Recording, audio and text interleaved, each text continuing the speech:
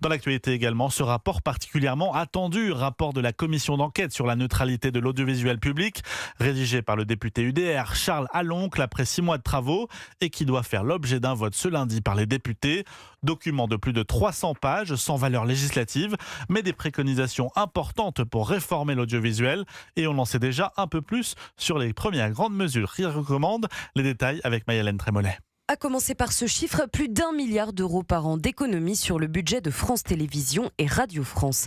Alors que l'enveloppe annuelle moyenne de l'audiovisuel public s'élève aujourd'hui à 4 milliards par an, Charles Aloncle propose donc d'en prélever presque un tiers qui serait consacré au patrimoine français ou versé pour le remboursement de la dette nationale.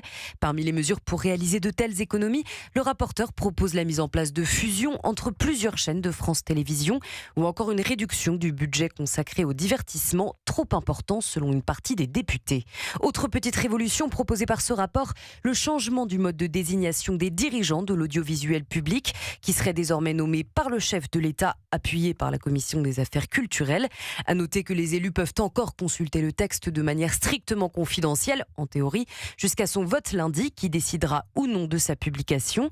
Un scrutin à l'enjeu crucial puisque si les 30 députés votaient négativement, ils balayeraient dans le même temps les travaux des 6 derniers mois au terme de dizaines d'auditions sous haute tension. Maï-Hélène Trémollet du service politique d'Europe 1.